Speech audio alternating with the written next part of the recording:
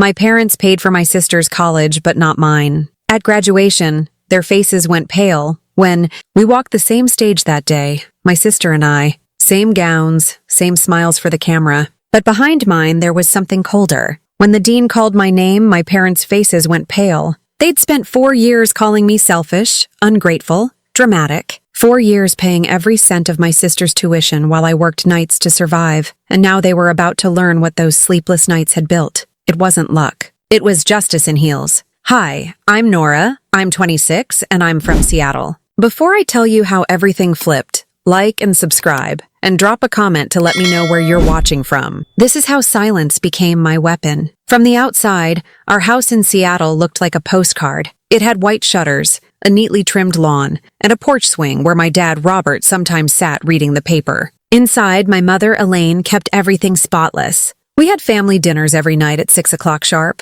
We looked perfect. 2 daughters, 1 proud family. But love in our home wasn't a guarantee. It was a resource, and it was distributed unevenly. My sister Hannah and I were twins, but we were never equals. She was born 4 minutes before me, and in those 4 minutes, it felt like she had claimed all the softness in the world, leaving none for me. My mother adored her. Hannah was her sun, her moon, her entire sky. I was just a satellite orbiting in the cold distance. I learned this lesson early. When we were 6, I fell off my bike and scraped my knee on the pavement. Blood ran down my shin and I ran inside crying, hot tears mixing with the dirt on my face. My mother glanced at my leg, grabbed a paper towel, and pressed it against the wound. "You're strong, Nora," she said, her voice matter of fact. "You'll be fine. Go wash it off." Her attention was already back on the phone, where she was arranging Hannah's ballet class. I learned then that my pain was an inconvenience. 2 weeks later, Hannah sneezed during dinner. A single, delicate sneeze. My mother's hand flew to her forehead. "Oh, sweetie, you feel a little warm." Within minutes, Hannah was tucked into the sofa under a thick quilt, a bowl of warm soup in her hands, and the television tuned to her favorite cartoon. She wasn't sick. She just sneezed. But she was worthy of comfort, of immediate and unconditional care. I sat at the table, finishing my dinner alone, and understood. She got softness. I got survival. This pattern repeated itself through our entire childhood. When we brought home report cards, my straight A's were met with a simple nod. "Good job, Nora," as expected. But Hannah's A- and B+ were taped to the refrigerator. "Look, Robert," my mother would exclaim. "Isn't she trying so hard? I'm so proud." My father would smile and agree. He wasn't cruel, not actively. He was just a quiet man who followed my mother's lead. He fed the imbalance by never questioning it. His silence was a form of agreement. Birthdays were the clearest example. We always had a shared party, but there were 2 cakes. Hannah's cake was always bigger, more elaborately decorated, with her name written in looping, elegant script. Mine was smaller, simpler, an afterthought. One year, when we turned 10, I asked my mother why. "Well, honey," she said, not looking at me as she arranged napkins, "Hannah just gets so excited about these things. You've always been more practical." That was the word she used for me. It meant I didn't need things. I didn't need excitement or fuss or attention. I was the responsible one, the old soul, the one who would understand. But a 10-year-old doesn't want to be practical. A 10-year-old wants to feel special. I looked at Hannah, who was already showing her friends the new doll she'd received, a doll I had also wanted but didn't get. They hadn't forgotten. They had simply decided I didn't need it as much as she did. In middle school, I made the honor roll every single semester. The school would send a certificate home, and I'd place it on the kitchen counter. My mother would see it and say, "That's nice, dear," before putting it in a drawer. But the one time Hannah won a 3rd-place ribbon for a school art fair, for a painting I had mostly helped her with, it was framed and hung in the living room. It's still there today. My father's role in all this was one of passive reinforcement. He never openly favored Hannah, but he never defended me either. If I tried to speak up, to point out the unfairness, he would get a tired look on his face. "Nora, don't start trouble," he'd say quietly. "Your mother is just trying her best to love one child and manage the other." It wasn't just about material things. It was about emotional space. Hannah was allowed to have bad days. She could be moody, dramatic, and tearful, and my mother would coddle her, asking what was wrong, offering hugs and ice cream. If I was quiet or withdrawn, my mother's response was sharp. "What's your problem, Nora? Stop sulking. It's not a good look." My feelings were a burden. Hannah's were a script for my mother to perform her role as the perfect, caring parent. I learned to be self-sufficient, I taught myself how to cook because my mom was always busy helping Hannah with her homework. I learned how to fix the chain on my bike because my dad was busy driving Hannah to a friend's house. I learned how to be invisible, to take up as little space as possible, because the space was already occupied by my sister. Hannah wasn't a bad person. She was just a product of her environment. She was kind in a shallow way, the way a person is when they've never had to fight for anything. She genuinely didn't see the imbalance. To her, this was normal. She was the star. I was the supporting cast.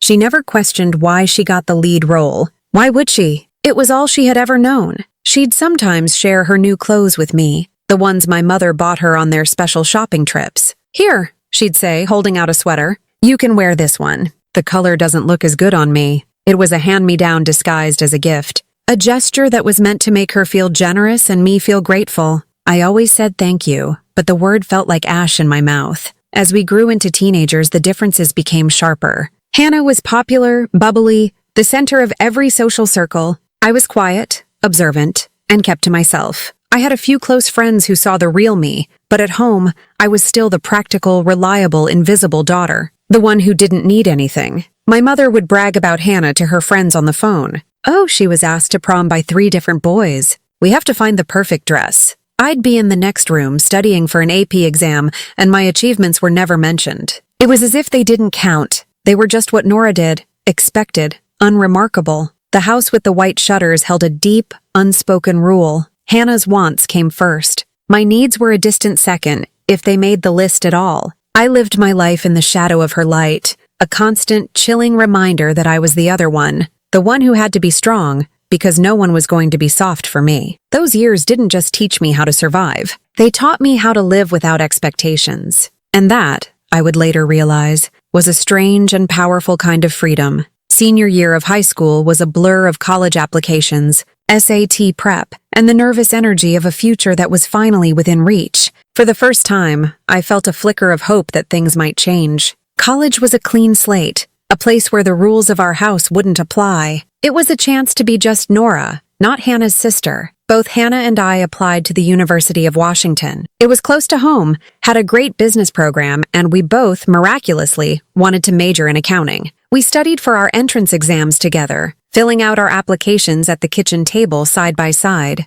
In those moments, it felt like we were a team. The 4-minute gap between us seemed to shrink. We were just 2 sisters, dreaming about the same future. The acceptance letters arrived on the same day in March. I remember watching my mom get the mail. She pulled out 2 thick envelopes, both bearing the university's crest. Her face lit up. "They're here," she called out. Hannah ran down the stairs and we opened them together. We both got in. We screamed, we hugged, and for one brief, shining moment, I thought we had finally arrived on equal ground. My mother hugged us both, tears in her eyes. My father clapped us on the back, a rare, proud smile on his face. "My girls are going to college," he said. My girls. Plural. It was the first time in a long time I had felt included in that phrase. That night, we celebrated with a special dinner. My mom made lasagna, and we talked about dorm rooms and choosing classes. I allowed myself to believe. I believed that this was the start of something new, that my parents saw us as 2 separate, equally deserving daughters. The belief lasted less than 12 hours. That night, I couldn't sleep. I was too excited, my mind racing with plans. I went downstairs to get a glass of water. As I reached the bottom step, I heard my parents' voices coming from the kitchen. They were low, but the house was silent and the words carried. "Hannah's tuition is going to be a lot," my mother said. Her voice was practical, the same tone she used when discussing grocery budgets, "but we'll pay it in full. We've been saving for this. She shouldn't have to worry about a thing." I froze, my hand on the banister. My father sighed. It was a soft, weary sound. "And Nora?" he asked. There was a pause. I held my breath, my heart pounding against my ribs. In that silence, I begged for my mother to say the right thing. "Of course we'll pay for Nora too. They're both our daughters," but she didn't. "Nora will figure something out," she said finally. Her voice was firm, decisive. "She's the responsible one. She's smart. She'll get a scholarship or a loan. She always lands on her feet." My father didn't argue. He just said, "Okay, Elaine, if you think that's best, she always lands on her feet." It wasn't a compliment. It was an excuse. It was permission to abandon me. They weren't praising my strength. They were using it to absolve themselves of their responsibility. All those years of being the practical one, the strong one, had led to this. I wasn't being rewarded for my independence. I was being punished for it. The words didn't just sting. They branded me. They burned a truth deep into my skin. I was on my own. I turned around and walked silently back to my room, the glass of water forgotten. I lay in my bed, staring at the ceiling, and the joy from earlier felt like a distant memory from someone else's life. The two thick envelopes meant two different things. For Hannah, it was a ticket, fully paid. For me, it was a challenge, a mountain to climb alone. I never told them I heard. What was the point? It would only lead to a fight where I would be called ungrateful or dramatic. They would twist it until I was the one in the wrong. So I stayed silent. The summer before college was tense. My mother and Hannah spent weeks shopping for dorm decor, matching bedding, fairy lights, a mini fridge. I took on extra shifts at the local bookstore, saving every dollar I could. When my mom asked why I was working so much, I just said I wanted some spending money. She nodded, satisfied with the answer, and went back to looking at color swatches with Hannah. I applied for every scholarship I could find. I wrote essays until my fingers ached. I got a few small grants, enough to cover my books and some fees, but not enough for tuition. I had to take out student loans. I filled out the paperwork myself, my father's signature a cold, detached scribble at the bottom of the page. He never asked what the numbers meant. He didn't want to know. The first few months of college were brutal. I was overwhelmed with classes, and the weight of my financial situation was a constant crushing pressure. By November of my freshman year, I was falling behind. A tuition payment was due, and I was a few $100s short. After weeks of anxiety, I swallowed my pride and called home. I remember standing in the dorm hallway, my phone pressed to my ear, listening to the phone ring. My mother answered. "Hi, Mom," I said, trying to keep my voice steady. "Nora, is everything okay?" Her tone was already guarded. I took a deep breath. "Everything's fine. I was calling because the next tuition installment is due and I'm a little short. I was wondering if you and Dad could possibly help me out. Just this once." There was a long silence on the other end of the line. I could hear the television in the background. Then, her voice came back, as cold and sharp as ice. "Nora, we've already discussed this. We are paying for Hannah's education. That is a significant expense. We can't afford to pay for two. I'm not asking you to pay for everything," I pleaded, my voice cracking. "Just a little bit of help. I'm working, but I can't keep up. Your sister needs to focus on her studies," she said, as if that explained everything. "She needs our support. You are strong enough to handle this on your own." Tears were welling in my eyes, hot and angry. "So she gets support and I don't? Why? Why is it different for her?" Her next words were the ones that broke something inside me for good. "Because Hannah deserves it," she said, her voice devoid of any emotion. "And you don't." She didn't yell it. She stated it like a fact. Like the sky is blue and the grass is green. Hannah deserved it. I did not. I didn't say anything back. I couldn't. The line between us went silent, filled with everything she had just confirmed. After a moment, I hung up the phone. I slid down the wall in the empty hallway and cried. Not because I was sad, but because I was finally, completely, and irrevocably alone. That conversation was a turning point. It didn't break me. It did something else. It took all my pain and my hurt and my anger and forged it into a quiet, cold resolve. They had made their choice. Now I would make mine. I would never ask them for anything again. I would build my own future, and one day, they would see what they had so carelessly thrown away. College was supposed to be a great equalizer, a place where your past didn't matter as much as your future. But for me, it was just a new arena where the differences between my sister and me were thrown into stark relief. While Hannah's dorm room glowed with the warm, gentle twinkle of fairy lights my mother had helped her hang, my room was lit by a single, flickering fluorescent bulb in the ceiling that hummed with a tired, weary buzz. It felt fitting. Hannah's college experience was the one you see in brochures. She joined a sorority, went to football games, and spent her weekends at parties or on shopping trips with friends. My parents sent her a weekly allowance, a steady stream of cash that covered her social life, her new clothes, and her late-night pizza orders. Her life was cushioned by their support. My life was a relentless cycle of work and study. I got a job shelving books at the campus library, a quiet, lonely task that let me be close to the one thing I could afford: knowledge. My shift started at 8 p.m. and ended at midnight. After that, I'd walk across the cold, deserted campus to the Arts and Sciences building, where I had my second job. From midnight until 3 a.m., I was part of the janitorial crew. I cleaned classrooms, wiping down desks, mopping floors, and emptying trash cans filled with the discarded notes of students who were sleeping peacefully in their beds. Those early morning hours were the loneliest. The silence of the empty hallways was vast and deafening. The smell of disinfectant became the scent of my survival. I'd often find a quiet corner in an empty lecture hall to study before my shift ended, my textbooks spread out on a freshly wiped desk, the hum of the floor buffer my only company. When other students were waking up to go to their 8 a.m. classes, I was just getting back to my dorm, my body aching with a fatigue so deep it felt like it had settled into my bones. Sleep became a luxury. Most nights I got 4 hours, maybe 5 if I was lucky. My diet consisted of instant ramen, cheap coffee, and whatever free snacks I could find at campus events. Every paycheck was a frantic exercise in budgeting. I'd sit on my thin mattress with a notepad, allocating every single dollar. Rent for my cheap off-campus room I moved into sophomore year, tuition payments, utility bills, textbooks, groceries. There was never anything left over. Not for a new pair of shoes, not for a movie ticket, and certainly not for the kind of carefree fun my sister was having. Hannah would call sometimes, usually on a Sunday afternoon. Her voice was always bright and cheerful, full of stories about her sorority formal or a weekend trip she'd taken. She'd talk for 20 minutes straight about her life, and then, as an afterthought, she'd ask, "So what's new with you?" What could I say? That I'd spent the previous night scrubbing marker off a whiteboard? That I was so tired I had fallen asleep in the middle of a lecture? That I had eaten peanut butter straight from the jar for dinner 3 nights in a row? Sharing the truth felt impossible. Her world was so different from mine, she wouldn't be able to comprehend it. It would be like trying to describe color to someone born blind. One time, I made the mistake of being honest. I was exhausted, stressed about an upcoming exam I hadn't had time to study for. "I'm just really tired, Hannah," I admitted. "I'm working a lot." Her response was sweet,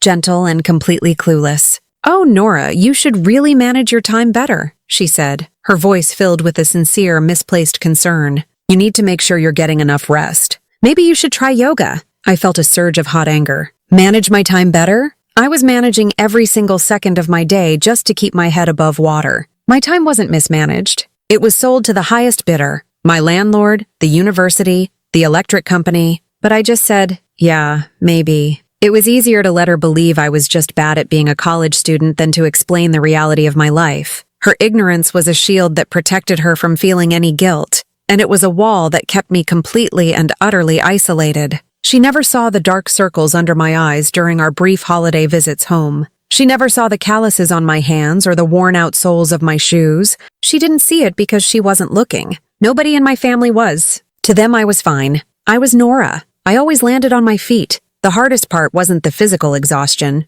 It was the emotional loneliness. I watched other students call their parents for advice or comfort. I saw care packages arriving at the mail center, filled with homemade cookies and warm socks. My phone never rang with a call, just to check in. My mailbox was always empty. The only communication I had with my parents was a tense, brief conversation once a month where my mother would ask if I was keeping my grades up, a question that was less about my well-being and more about ensuring I wasn't squandering the opportunity I was breaking my back to pay for. There were moments I almost gave up. I remember one particular winter night in my junior year. It was snowing outside and the heat in my apartment was broken. I was huddled under 3 blankets trying to read a chapter on corporate finance, but my hands were too cold to turn the pages. I had $50 in my bank account to last me 2 weeks. A new bill had arrived that day, an unexpected medical fee from a visit to the campus clinic for a persistent cough. I looked at the bill, then at my textbook, and I felt a wave of despair so profound it was suffocating. I thought about calling them. I thought about begging. But then I remembered my mother's voice on the phone. "Hannah deserves it. You don't." That memory was a splash of icy water. It extinguished the despair and left behind that familiar, cold resolve. Giving up was not an option. Giving up would prove them right, that I couldn't do it on my own, that I wasn't as strong as they claimed I was. So I put on another sweater, pulled my blankets tighter, and kept reading. I wasn't just studying for an exam anymore. I was building a future she couldn't imagine and they couldn't touch.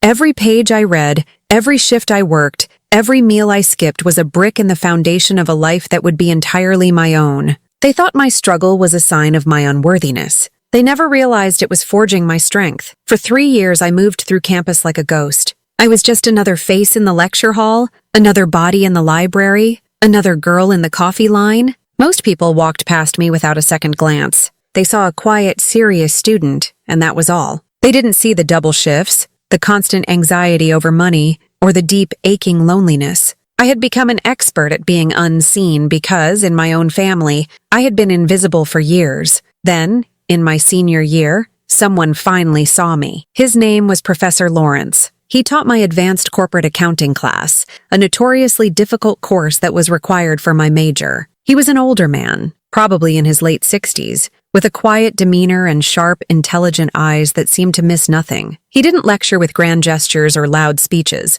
He spoke in a calm, steady voice, and he expected his students to be prepared, focused, and precise. I liked his class. It was challenging, but it was logical. The numbers made sense. There was no favoritism in a balance sheet. An asset was an asset. A liability was a liability. Everything had its place, and the final sum was always a reflection of the work you put in. It was fair in a way my life had never been. I sat in the front row of his class every Tuesday and Thursday. I never missed a lecture. I did all the readings, completed every assignment, and usually scored at the top of the exams. I wasn't trying to impress him. I was just trying to survive. A good grade in his class was essential for my GPA. One afternoon in October, he held me back after class. "Miss Thompson," he said, as the other students filed out. "A moment of your time." I felt a knot of anxiety in my stomach. I immediately assumed I had done something wrong. "Yes, Professor?" He was looking down at my midterm exam, which he held in his hand. I had gotten a 98. "This is excellent work," he said,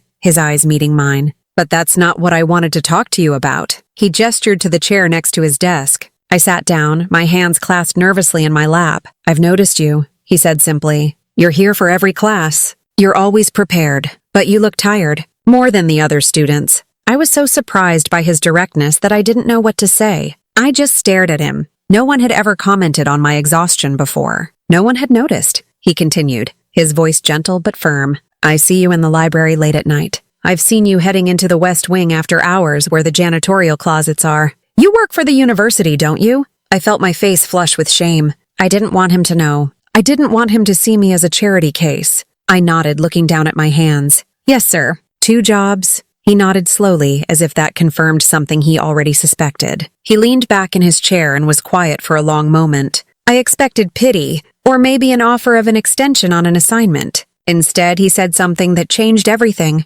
"You remind me of myself when I was your age," he said, his voice quiet and reflective. "I came from nothing, worked 3 jobs to get through school. People looked right through me. They saw a poor kid, not a future partner at a firm." He leaned forward slightly, his eyes intense. "You're disciplined. You're unseen. That's a dangerous combination, Nora. It'll take you far." He called me Nora, not Miss Thompson. Nora. Hearing my own name, spoken with such respect, felt like a revelation. The shame I had felt moments before began to dissolve, replaced by a feeling I couldn't identify. It was a mixture of shock, relief, and a warmth that spread through my chest. He wasn't pitying me. He was acknowledging me. He was seeing my struggle not as a weakness, but as a source of strength. "I want to nominate you for something," he continued, pulling a brochure from his desk drawer. "The National Financial Scholars Program. It's a highly competitive scholarship and mentorship program for the top 1% of finance and accounting students in the country. It covers full tuition for the recipient's final year and includes a cash grant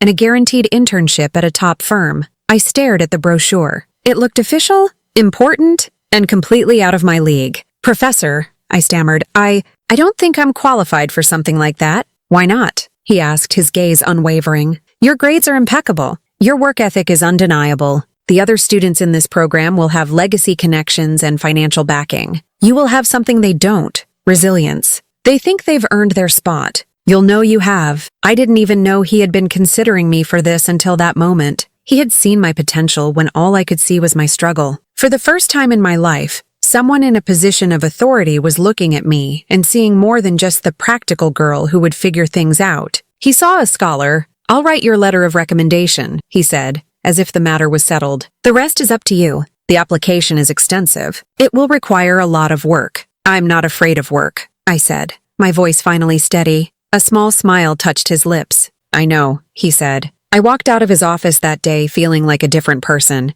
The world looked brighter, clearer. The weight on my shoulders felt a little lighter. It wasn't just about the possibility of a scholarship. It was about the validation. Professor Lawrence's belief in me was a gift more valuable than any amount of money. He had given me a glimpse of a future where my hard work was not just a means of survival, but a mark of distinction. That evening, I got an email from him with the link to the application portal. The deadline was in 3 months. For the first time in a long time, I felt a surge of genuine hope. I wasn't just the night shift girl anymore. I was a candidate. I was a contender. And I was going to fight for it. Professor Lawrence's nomination lit a fire in me. It was a quiet, controlled burn, a hidden source of energy that I guarded fiercely. The first decision I made was the most important one. I would not tell my family. It wasn't that I wanted to be secretive. It was an act of self-preservation. Good news had a short lifespan in our house. If I told my mother about the nomination, I knew exactly what would happen. She would offer a lukewarm,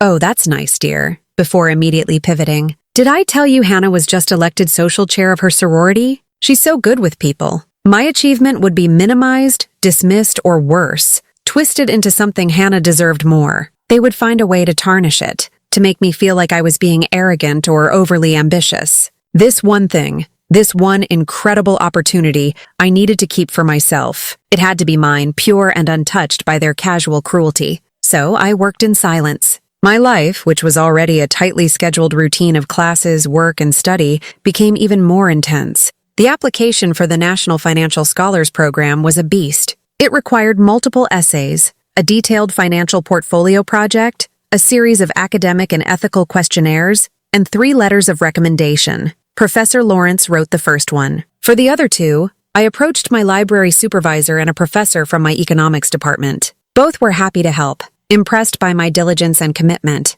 Gathering those letters was the easy part. The hard part was finding the time and energy to do the rest. My days became a strategic puzzle. I wrote essays during my 30-minute lunch breaks, my fingers flying across my laptop keyboard. I worked on the portfolio project in the dead of night at the library, surrounded by empty tables and sleeping books, fueled by cheap coffee from a vending machine. I ran financial models and market analyses until the numbers blurred together. Every rejection I had ever swallowed in my life became fuel. Every time my mother had told me to be practical, I used it to write a more pragmatic, hard-hitting analysis in my portfolio. Every time my father had told me not to make trouble, I used it to craft an essay about ethical integrity in the face of corporate pressure. And every time I remembered my mother's cold, final words on the phone, "Hannah deserves it, you don't," that became the fire that burned away my exhaustion and doubt.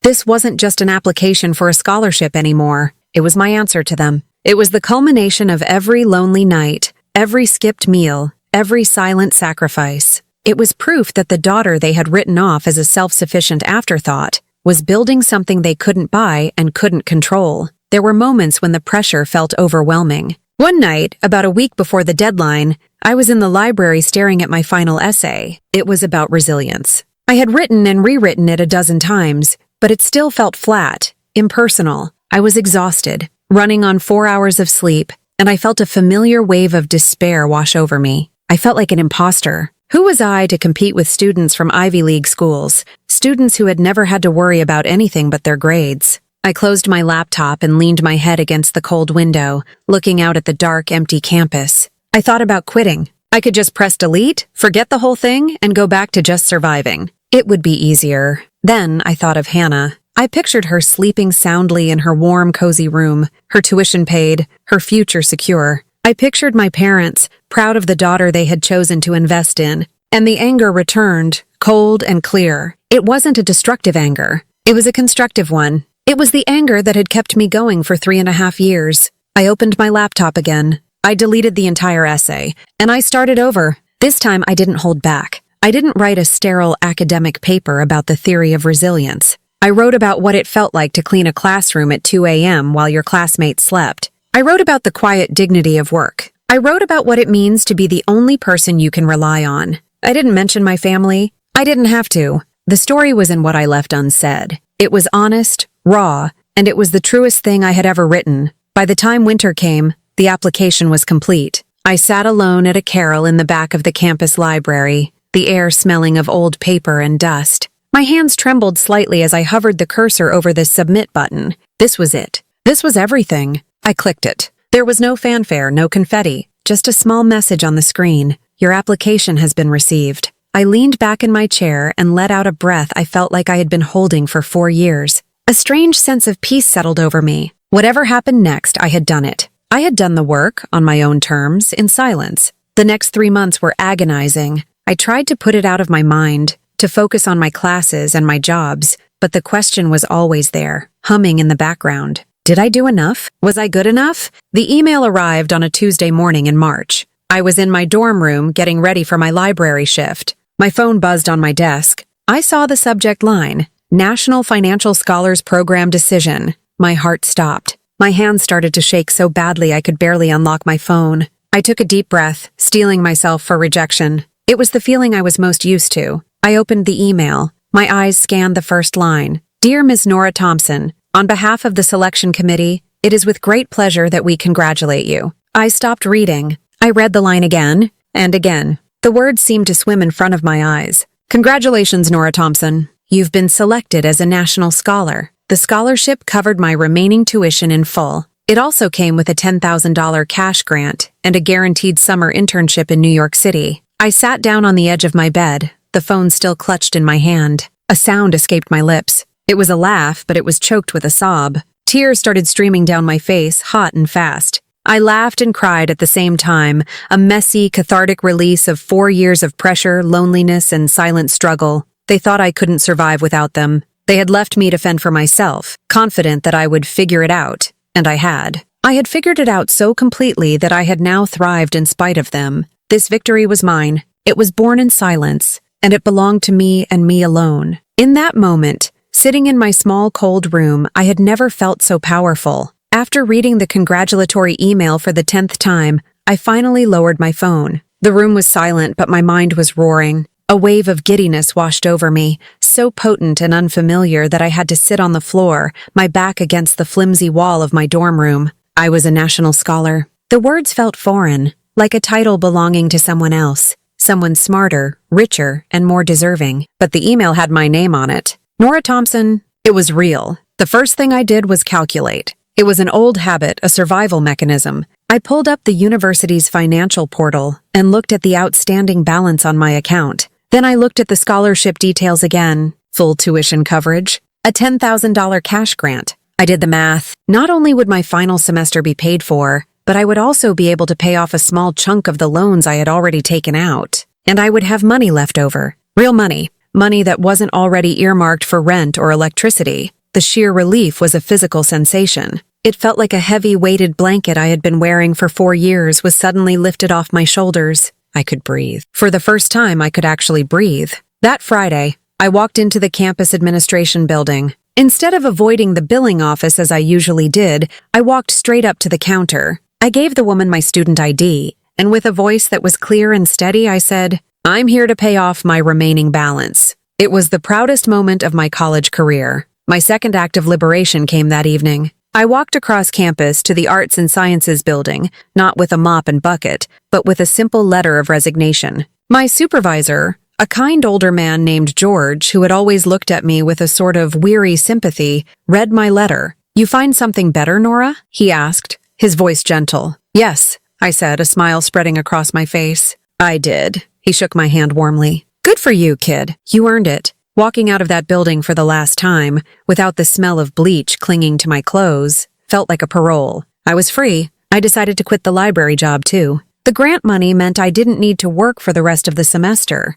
I could just be a student. It was a role I had never been allowed to simply play. The changes were subtle at first. I started sleeping 8 hours a night. The dark circles under my eyes began to fade. I bought groceries from the real grocery store, not just the discount aisle. I bought fresh fruit, vegetables, and a small steak just because I could. I started sitting in the campus coffee shop to study, buying a latte without mentally calculating how many bowls of ramen it was worth. My demeanor in class shifted. I was no longer the silent, exhausted girl in the front row. I started raising my hand, offering opinions, and engaging in debates. My professors, who had only known me as a good test taker, were surprised by my articulate and well-reasoned arguments. Professor Lawrence, in particular, watched me with a knowing glint in his eye. He saw the transformation, and he knew where it had come from. One day he asked me to stay after class again. "You seem different, Nora," he said. "Lighter. I got the scholarship, Professor," I said, my voice filled with a gratitude so immense I could barely contain it.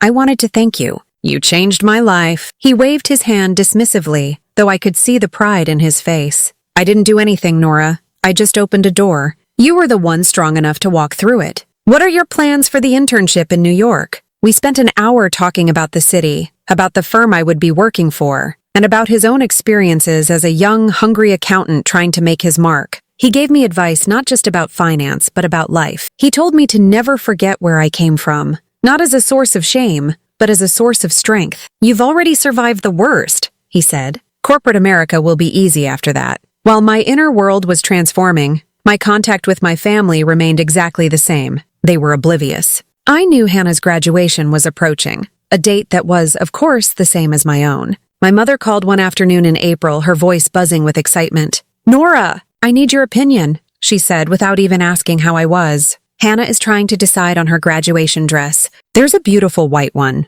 but she's worried it looks too bridal. Then there's a lovely blue one, but her friend is wearing blue. It's such a dilemma." I stood in my quiet, peaceful room, looking out the window at the spring blossoms on the trees. I felt a strange sense of detachment, as if I were listening to a conversation from a movie. This was their world, a world where the color of a dress was a major problem. "I'm sure she'll look great in either." "Mom," I said, my voice neutral, "we're planning a huge party for her. You know?" She continued, not noticing my lack of enthusiasm. "At the country club. All our friends will be there. We're so incredibly proud of her. 4 years and she did it so beautifully. With your money, I thought. With your unconditional support. It's easy to be beautiful when the road is paved for you." But I just said, "That's great. She deserves it." It was a phrase I had heard my whole life, but now, saying it felt different. It no longer stung. It was just a fact. In their eyes, she did deserve it. Their definition of deserving was simply different from mine. "So, we'll see you at graduation, of course," she said, her tone shifting slightly, as if remembering I was also a participant. "Will you be coming to Hannah's party afterward?" "I'll be at the ceremony, Mom," I said, carefully sidestepping the second question. "Wonderful. We'll save you a seat at the front." She hung up, and I was left in the silence. They had no idea. They had no idea I was graduating with the highest honors in my department. They had no idea I had won a prestigious national award. They had no idea I had a 6-figure job waiting for me in New York City. They hadn't asked a single question about my 4 years of college, so it never occurred to them that I might have an answer worth hearing. In the final weeks before graduation, I used some of the grant money to buy myself a new suit for my internship and a simple, elegant dark green dress to wear under my graduation gown. I got my hair cut. I started going for runs in the morning. I was investing in myself, building a version of Nora that wasn't defined by struggle. I was no longer the unchosen one. I was the self-chosen one. My silence wasn't about hiding my pain anymore. It was about protecting my peace. And I knew, with a certainty that was as solid as the ground beneath my feet, that the silence was about to end. The week before graduation, I did something I hadn't done in 4 years. I went to a nice stationery store downtown. The air inside smelled of expensive paper and ink. I ran my fingers over the thick, cream-colored cardstock, a world away from the flimsy, recycled paper I used for my class notes. I chose a box of simple, elegant invitations. They had a clean, minimalist design with the university's seal embossed in gold at the top. Back in my apartment, I sat at my small kitchen table and filled one out. My handwriting was neat and deliberate. "Elaine and Robert Thompson, you are cordially invited to attend the graduation ceremony of their daughter, Nora Thompson." I added the date, time, and location. I didn't add any personal notes, no excited scribbles in the margins. It was formal, official, and impersonal. It was a summons, not a request. I addressed the envelope, placed a stamp on it, and dropped it in the mail. It felt like launching a ship into a calm sea, knowing it was headed for a storm. 2 days later, my phone rang. It was my mother. "Nora, we got your invitation." "It's lovely," she said, her voice filled with a practiced social warmth. "We were just assuming we'd come, of course, but it's sweet of you to send a formal one." "I wanted to make sure you had all the details," I said calmly. "Of course. Now what's the plan for the day? Is there a special luncheon for the business school graduates? Hannah's sorority is having a brunch beforehand. We'll be going to that, but we can certainly meet you there right before the ceremony starts. You must tell me what to wear. Is it formal? Business casual?" Her questions were a rapid-fire assault of logistics, all of them centered around appearances. She wasn't asking how I felt. She wasn't asking if I was proud of myself. She was asking for a dress code. "You should just dress nicely, Mom," I replied, keeping my voice even. "It's a standard university ceremony. Nothing out of the ordinary." It wasn't a lie, but it wasn't the whole truth. It was a carefully curated version of the truth, designed to keep their expectations low. The lower their expectations, the more powerful the reveal would be. "Oh, okay," she said, a hint of disappointment in her voice. She had likely been hoping for a more exclusive, prestigious event to brag about. "Well, we'll be there. In the front row. Your father is bringing his new camera. We need to get plenty of pictures of you and Hannah together. I'll see you there," I said, and ended the call before she could ask anything else. The morning of graduation was strangely peaceful. The sun streamed through my apartment window, illuminating the dust motes dancing in the air. There were no frantic family members rushing around, no arguments over who got to use the bathroom first, no one telling me to hurry up. There was just me. I made myself a cup of coffee and sat by the window, watching other families walk by outside, laden with bouquets of flowers and balloons. I felt a pang of something, but it wasn't sadness. It was a quiet sense of separation, of having passed through a fire that had left me fundamentally different from everyone else. I showered and put on the dark green dress I had bought. It was simple, tailored, and made me feel strong. When I slipped the black graduation gown over it, I looked in the mirror. The girl staring back at me wasn't the tired, defeated 18-year-old who had moved into a dorm room 4 years ago. Her eyes were clear. Her shoulders were straight. She had dark silken hair and a calm expression. She looked like she knew who she was. I walked to the campus alone, my cap tucked under my arm. I saw them before they saw me. They were standing near the main fountain, a perfect tableau of a proud, successful family. My mother was in a string of pearls and a floral dress that probably cost more than my first month's rent. My father was fussing with his camera, adjusting the lens. And Hannah? Hannah was radiant in a bright designer dress, laughing as she posed for pictures. They looked like they had stepped out of a magazine. I took a deep breath and walked toward them. "Nora, there you are," my mother exclaimed, her smile wide and brilliant. She rushed over and gave me an airy kiss on the cheek that didn't quite land. "We were just about to look for you. You look nice." It was the same tone she used for a pleasant but unremarkable piece of furniture. "Hi, Mom, Dad, Hannah," I said, my voice steady. "Let's get a picture." My father boomed, raising his camera. "The two graduates together." He pushed me next to Hannah. She put her arm around me, her smile dazzling. "We did it, Nora," she whispered excitedly. I smiled back, a polite, practiced expression I had perfected over the years. The flash went off, capturing a moment that was a complete and utter lie. It captured two sisters, equal and triumphant. It didn't capture the 4 years of night shifts, the student loans, or the soul-crushing loneliness. As we walked toward the auditorium, their conversation flowed around me. They talked about Hannah's party, about the relatives who were coming, about the summer trip to Europe they were planning as her graduation present. I was an afterthought, a silent figure walking beside them. They didn't ask what my plans were after graduation. They didn't ask if I had a job lined up. They didn't ask about my friends or my favorite classes or a single memory I had made over the past 4 years. Their neglect was no longer a sharp pain.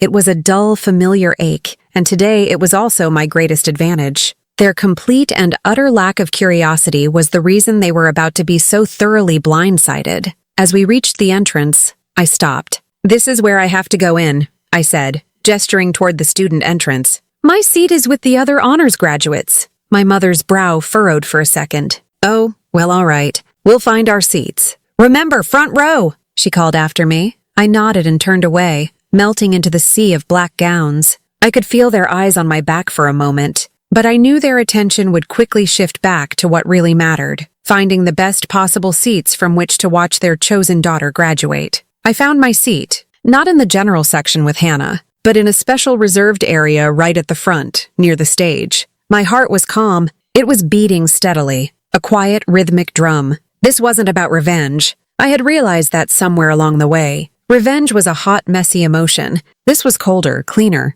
This was about justice. It was about correcting the record. Today wasn't their photo op. It was my reckoning. The auditorium was a cavernous space, filled with the buzzing energy of thousands of people. The air was thick with the scent of perfume, hairspray, and the collective relief of 4 years of hard work coming to an end. From my seat in the front section, I had a clear view of the stage and an equally clear view of the first few rows of the audience. I scanned the faces until I found them. They were exactly where my mother had promised they would be. Front row, center. They looked pleased with themselves, perfectly positioned to witness Hannah's moment of glory. My father had his camera propped on his knee, ready for action. The ceremony began with the usual procession of robed academics, and a long, meandering speech from the university president. I let the words wash over me, my focus entirely internal. I felt a strange sense of calm, the kind that comes when you know you are exactly where you are supposed to be. This was the culmination of everything. Every lonely night, every hour of exhausting labor, every silent tear had led me to this chair, to this moment. I watched as the deans of the various colleges began to call the names of the graduates. The rhythm was hypnotic. Name, applause, handshake, photo, repeat. When they reached the T's in the College of Arts and Sciences, I heard a small eruption from the front row. Hannah Elizabeth Thompson. My mother stood up, clapping enthusiastically. My father's camera flashed multiple times, a miniature lightning storm capturing his favored daughter's walk across the stage. Hannah beamed, waving at them as she accepted her diploma. It was a perfect family moment, a beautifully scripted scene of pride and joy. I clapped politely along with everyone else. One down, one to go. After the last graduate from the School of Social Work had been called, the university dean stepped up to the podium. He adjusted the microphone, a serious expression on his face. A hush fell over the crowd. "Before we conclude today's ceremony," he began, his voice echoing through the hall, "it is my distinct honor to recognize a few students who have achieved extraordinary distinction during their time at this university. These awards are reserved for those who embody not just academic excellence, but also profound character and resilience." I saw my mother whisper something to my father. She probably thought this part was boring. A delay before they could get to Hannah's celebratory party. The dean continued, "Today, we honor a student from the Foster School of Business who represents the very pinnacle of these values. This is a student who graduated at the top of her class, earning the designation of valedictorian for her department." I saw my mother's head perk up slightly. She scanned the stage, perhaps looking for a familiar face. The dean's voice grew warmer, more personal. "But this student's academic achievements, remarkable as they are, tell only half the story. She is a self-made graduate, a young woman of incredible integrity who worked multiple jobs through all 4 years of her education, often working through the night to pay for her degree, chapter by chapter, credit by credit." I kept my eyes fixed on my family. My mother's polite smile was beginning to tighten. My father had lowered his camera slightly, a look of vague confusion on his face. Hannah was frowning, whispering something to my mother, and then the dean delivered the final devastating lines. She did this entirely on her own, a testament to her unbreakable spirit. "It is with immense pride that the university recognizes a graduate who achieved all of this without any financial support from her family. Please join me in congratulating our newest National Financial Scholar and this year's Business School valedictorian, Nora Grace Thompson." The name echoed through the massive hall. For a split second, there was silence, and then the applause started. It wasn't the polite clapping that had followed the other names. It was a thunderous rolling ovation. The students around me, the ones who had been in my classes, who had seen me in the library at all hours, stood up. Professor Lawrence, sitting on the stage with the other faculty, was beaming, his applause loud and proud. But I wasn't watching them. My gaze was locked on the 3 figures in the front row. Time seemed to slow down. I watched my mother's smile crack and then completely shatter. Her face went slack, her skin suddenly pale against the string of pearls at her throat. Her clapping hands, which had started to move out of reflex, froze midair. My father's camera slipped from his knee and clattered onto the floor. He didn't bend to pick it up. He just stared at the stage, his mouth slightly agape, his face a mask of disbelief. And Hannah froze mid-text, her phone held limply in her hand. Her perfectly made-up face was a canvas of shock and dawning horror. Her eyes met mine for a fleeting second, and in them I saw it all: confusion, embarrassment, and the sickening realization of a truth she had comfortably ignored for years. Without financial support from family, those 7 words, spoken so publicly, hung in the air like a formal indictment. They were a confession spoken on their behalf. I stood up. My legs felt strong and steady. As I walked the few steps to the stage, it felt like I was walking out of a shadow I had lived in my entire life. The applause was a deafening roar, but all I could hear was the profound, absolute silence from the front row. I walked slowly, deliberately. Every step was a reclamation. Every step said, "You did not break me." Every step said, "You underestimated me." When I reached the dean, he shook my hand firmly and placed a heavy gold medallion around my neck. He leaned in and whispered, "Congratulations, Nora. No one deserves this more." I leaned toward the microphone, my voice clear and calm, though it was only meant for him. "Thank you," I whispered back. This one's mine. I took the diploma case, turned, and faced the cheering crowd. I smiled. A real, genuine smile of pure, unadulterated triumph. I didn't look at my family. I didn't need to. I had their silence. It was the only validation I had ever truly needed from them, and they had finally given it to me. After the ceremony ended, the auditorium erupted into a joyous chaos of flying caps, tearful hugs, and flashing cameras. I was immediately surrounded by a small group of my classmates and professors, all offering their congratulations. Professor Lawrence grasped my shoulder, his eyes shining with pride. "I knew you had it in you, Nora," he said. "New York won't know what hit it." I thanked them all, my heart full of a genuine warmth I had rarely allowed myself to feel. For the first time, I felt like I was part of a community, one I had built for myself, based on merit and mutual respect. Eventually, the crowd around me thinned, and I knew I couldn't delay it any longer. I saw them standing off to the side, near an exit, a small, awkward island in the sea of celebration. They weren't smiling or talking. They were just waiting.